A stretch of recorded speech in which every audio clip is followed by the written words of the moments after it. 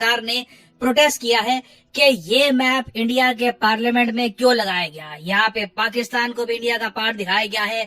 क्या ये अखंड भारत है? इंडिया क्या एक्सपैंड करना चाहता है? नेपाल में भी कुछ आवाजें उठी। डिस्कस करते हैं इस टॉपिक को। पहली बात तो बेसिक्स जान लो।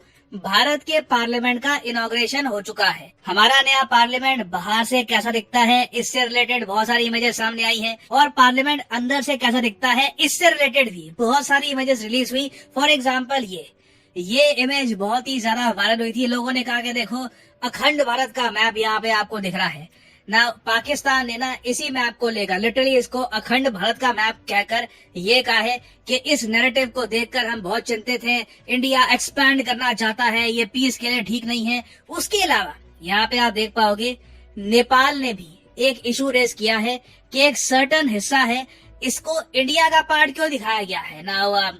इन डेप्थ मैं आपको बताऊंगा कंट्रोवर्सी क्या है, और मैं आपको ये भी बताऊंगा कि ये कंट्रोवर्सी शुरू हुई है because of lack of knowledge. History ना पढ़ने की वजह से ये सारी कंट्रोवर्सी स्टार्ट हुई है। तो डिस्कस करते हैं इस टॉपिक को, मगर आगे बढ़ने से पहले आपसे क्वेश्चन पूछूंगा। साबांग पोर्ट आज के समय बहुत ही ज्यादा न्यूज में है। इंडिया एक्चुअली बहुत ही जल्द इन अ ईयर और 2 इस पोर्ट पे काम करना स्टार्ट कर देगा। ये बंदरगाह इंडिया डेवलप करेगा एक फॉरेन कंट्री में। बताइए सबांग पोर्ट आपको कहाँ पर मिलेगा? जापान, म्यांमार, इंडोनेशिया या फिर श्रीलंका में? कमेंट सेक्शन में करिए उत्तर। सही आंसर मैं आपको दूंगा वीडियो के एंड में। अच्छा, पाकिस्तान ने देखिए इन डिटेल कहा क्या है, पहले ये नोटिस करिए। पाकिस्तान की तरफ से ये स्टेटमेंट आई है ऑफिशियली, इनके विदेश मंत्रालय ने ये कहा है कि ये बहुत ही ज्यादा चिंता की बात है कि अखंड भारत के नारे लगातार इंडिया में लगाए जा रहे हैं। इंडिविजुअल्स हैं जो लगातार अखंड भारत की बात कर रहे हैं। उसके अलावा इन्होंने अलग से ये मेंशन किया कि इंडिया के पार्लियामेंट में भी हमने देखा कि ये मैप आ गया है। ये अखंड भारत को क्यों प्रमोट किया जा रहा है? इससे रीजन में जो पीस है इस पर भी खतरा आएगा। तो इन्होंने देखो भारत के पार्लियामेंट से लेकर भारत में कई लोग जो सोशल मीडिया पे अखंड भारत की बातें करते हैं, सबकी आलोचना करिए, कहा कि ये सब गलत है। मगर देखो पाकिस्तान की प्रॉब्लम ये है कि इस मैप की हिस्ट्री को ना ये बिल्कुल भी समझ नहीं पाए, क्योंकि जो ये मैप है ये जुड़ा हुआ है सम्राट अशोक से। आप रिपब्लिक ऑफ इंडिया के एम्बलम, झंडे, पार्लियामेंट हर जगह देखो तो सम्राट अशोक की आपको छाप मिलेगी। बाय द वे सम्राट अशोक का जन्म हुआ था 304 बीसी में, इनकी मृत्यु हुई थी 232 बीसी में। बीसी जब मैं कहता हूँ तो इसका मतलब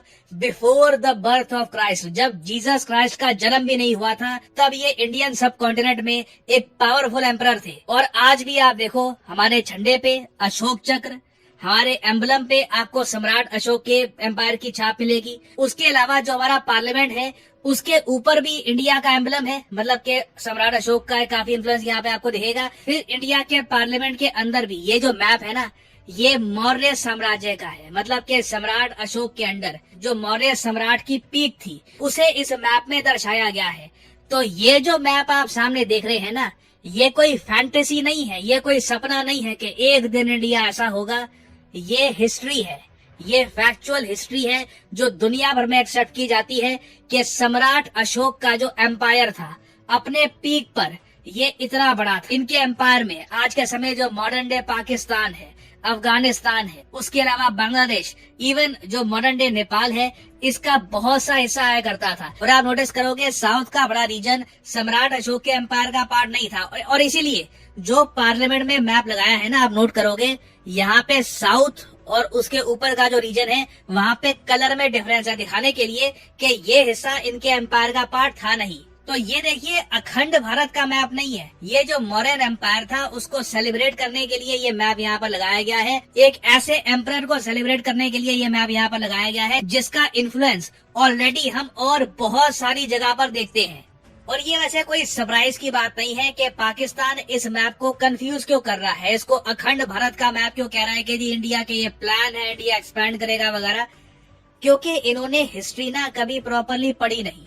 पाकिस्तान के जो टेक्स्ट बुक्स हैं वहाँ पे आप नोट करोगे मौर्यन साम्राज्य का कोई मेंशन ही नहीं है। इनको पता नहीं सम्राट अशोक थे कौन, क्योंकि अगर मान लो हिस्ट्री में ये बहुत पहले चले गए तो काफी इनको डाउट होना स्टार्ट हो जाता है कि हमने ये कंट्री बनाया भी क्यों था। आप अगर पाकिस्तान की हिस्ट्री बुक्स देखोगे तो जरातार ना वहाँ पर इंडियन हिस्ट्री के बहुत सारे इम्पोर्टेंट चैप्टर्स को ये लोग स्किप ही कर देते हैं और अपने नैरेटिव के हिसाब से हिस्ट्री सुनाते हैं अपने लोगों को कि देखो मुगल बहुत महान थे और उसके अलावा अफगानिस्तान और बाकी कंट्री से जो इन्वेडर आए थे ये बहुत अच्छे थे। तो पाकिस्तान में बहुत सारे लोगों को अशोका द ग्रेट के बारे में प्रॉपर नॉलेज ही नहीं है, और इसलिए मुझे लगता भी नहीं है कि इंडिया को ना पाकिस्तान के प्रोटेस्ट का कोई ऑफिशियल रिस्पांस देना भी चाहिए, क्योंकि जो भी इनका प्रोटेस्ट है ना ये नॉलेज के बहुत ज्यादा कमी की वजह से आया है। उसके अलावा ना पाकिस्तान देखिए ये स्टेटमेंट देगा, मैं जरा सरप्राइज हूं नहीं।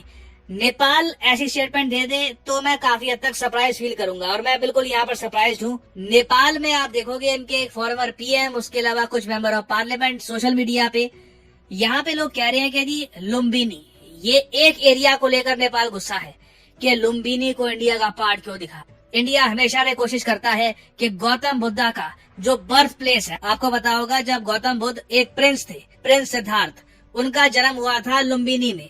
तो नेपाल को हमेशा ना इस बात को लेकर काफी गुस्सा आता है कि इंटरनेशनली बुद्धिज्म से रिलेटेड जो टूरिज्म है ना वो इंडिया की तरफ ज्यादा आता है। जब जापान से इवन चाइना से बहुत सारे बुद्धिस्ट इंडिया में आते हैं तो सीधा ये पहुंचते हैं सारनाथ। आप कह लीजिए एक ट्रांसफॉर्मेशन हुआ था प्रिंस सिद्धार्थ से लेकर गौतम बुद्धा का। तो अभी नेपाल की तरफ से मेन शिकायत ये है कि लुम्बिनी को इंडिया के मैप में क्यों दिखाया गया। और इधर यहाँ पे आप देख पाओगे ये मैप जो है जो पार्लियामेंट में लगा है उसमें यहाँ पर आप देख पाओगे लुम्बिनी आपको दिखेगा ना। लुम्बिनी को इसलिए दिखाया गया है यहाँ पर क्योंकि उस वक्त लुम्बिनी अशोका के अंडर आता था। It was part of the Mauryan empire, ये हिस्टोरिकल फैक्ट है। आप अगर मैप देखोगे मौर्यन एम्पायर का जो दुनिया भर की एनसाइक्लोपीडिया में आपको मिलेगा, ये कोई स्पेशल मैप नहीं है जो सिर्फ हम इंडिया में यूज करते हैं। This is a map that is accepted around the world.